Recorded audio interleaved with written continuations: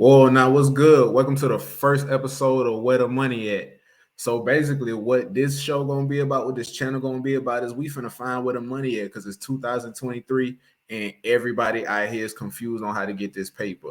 TikTok, Instagram will make it seem like it's that easy to get some paper and get some stuff going, but it's way more technical than that, and it's way more weird than it really seems out here. So let's get into it. Yeah, my screen real quick. So the first thing we finna get into is, and on this channel we're gonna go through crypto, stocks, real estate, hustles, 9 to 5, corporate jobs, all that stuff, hobbies that we can turn into things and make money. So let's get to it. The first thing we finna look at is crypto. Um, and the reason I like to focus on crypto is because I feel like it's going to be one of the ways, and it's one of the markets that's early enough to still make decent amount of money, life changing money in. Can we say that about stocks? I'm not sure unless you find a penny stock that turns into a blue chip after a while, and the likelihood of that is slim to none. And the likelihood that you put enough money into it to where you could see that is slim to none. And I feel like those opportunities are still here in crypto. Now, the thing about crypto is, in all actuality, these coins, I don't believe they have any real value. Now, them not having real value is different from, or them not having real value is not saying the same thing as there's no money to be made. Because if we go here in Bitcoin and we look at the market cap, this is what, 451 billion. That's money there. Do I believe it has any real intrinsic value? No, but there's money there, and Bitcoin can have is capable of, can be used for transactions, and that's the key word. If transactions can be made, there's money to be made. All these coins here, they have real market caps with real people's money in them, which means there's money to be made. But do I believe they do anything they have any real value? No, they're not like stocks. You don't own these companies.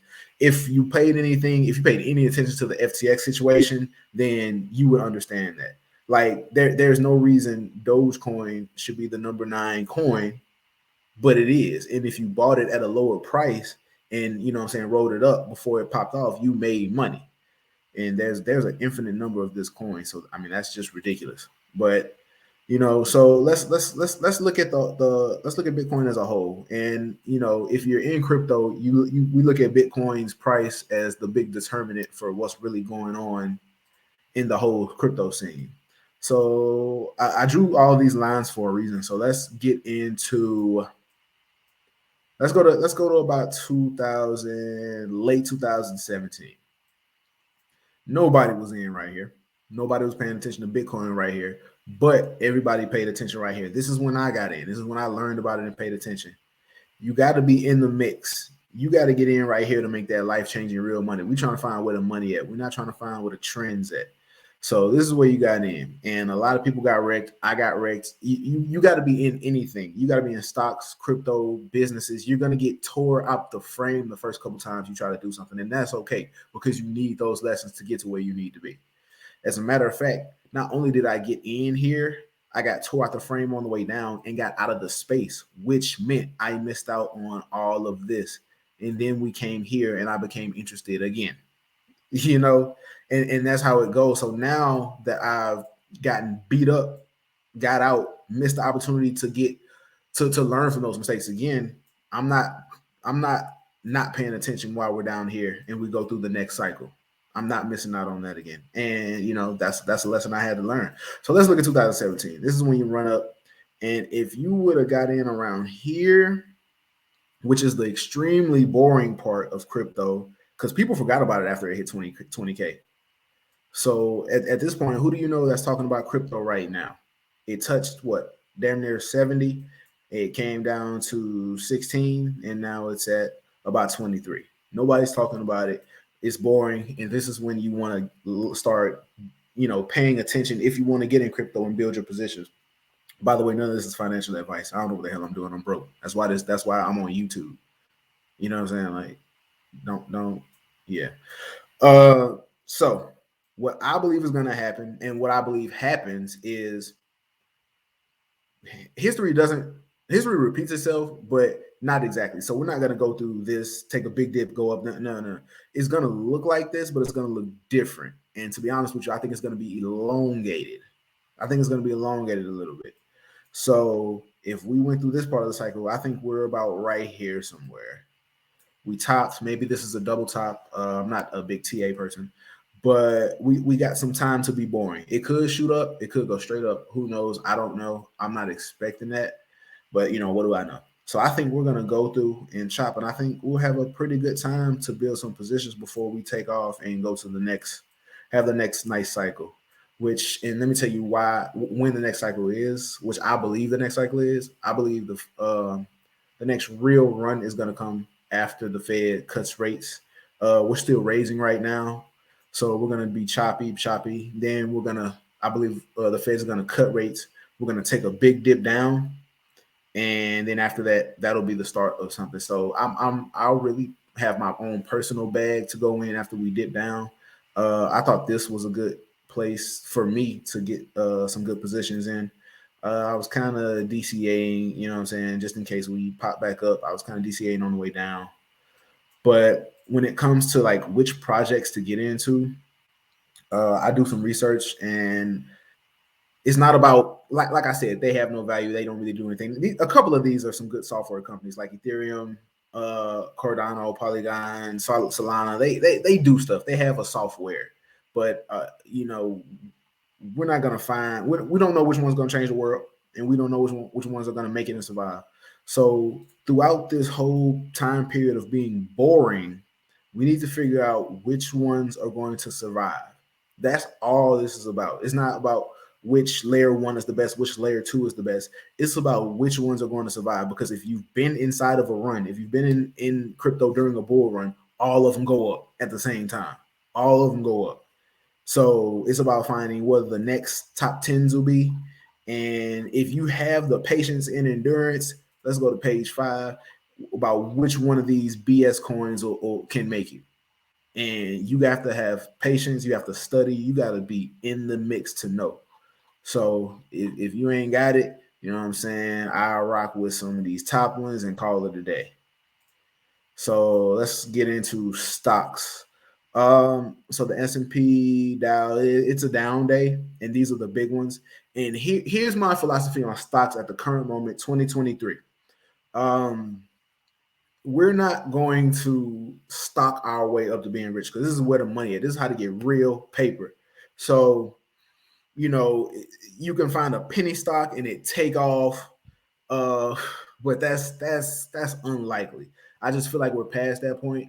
I'm not even sure about the dividend route, because if you look at it, you have to put what, and this is just, please correct me if I'm wrong, you have to put what, $1 million to $2 million in there to get 10 to 100,000 off of dividends a year. So you have to have 2 million to put into, and you have to have more than 2 million because you got to live off of that. So you got to have 2 million just, in a vault somewhere. And how many people got, 2 million to make 100K to live off of a year? And you know what I'm saying? Like that's unrealistic. But we'll look at the stocks and we'll check them out. Gold and silver. I do mess with metals, but I like buying like actual metals. So I go to Impex, and this is where I get my stuff. It's not a sponsor, but this is the only company I've ever bought it, and I've only bought a couple pieces of silver. So my favorite thing to get is,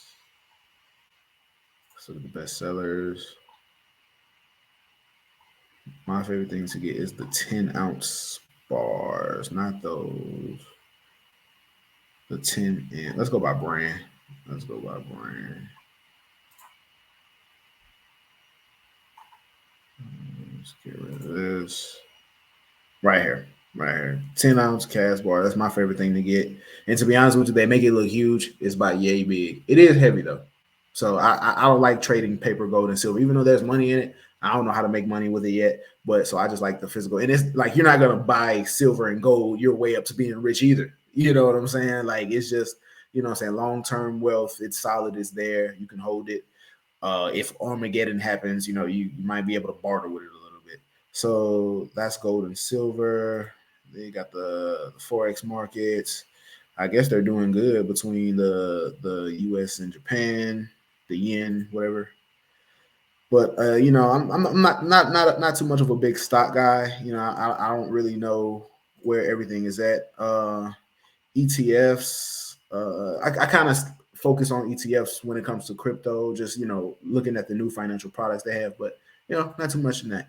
And then finally, we'll go through real estate.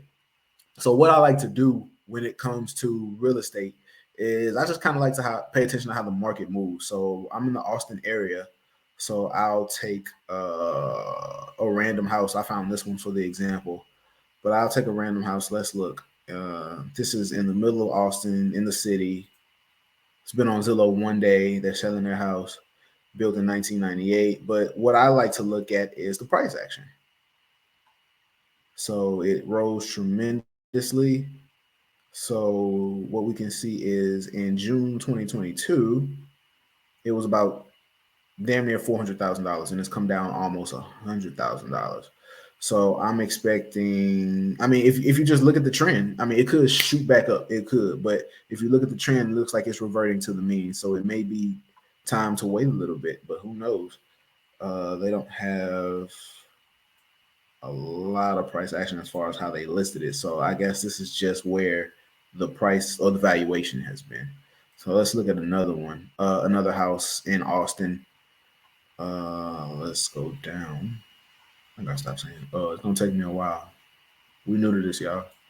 So it was listed at the end of last year for 325, and now it's 300,000. It's went down 7.7%. So I look at this just like I look at these prices in Bitcoin and stuff like that, and the stocks. So I pay attention to it like that, and it looks like we're on a downtrend, which a downtrend personally for me is not a bad time to buy, but it could go lower. And trying to time it, you know how that game go if y'all have dealt with anything dealing with money. And other than that, I think we can wrap it up. But this is what this channel is about, and we're going to get deeper. We're going to have more examples. We're going to have people come in. So I appreciate y'all for rocking with me. You know what I'm saying? So let's just keep getting to this money, and I'm gonna holler at y'all later.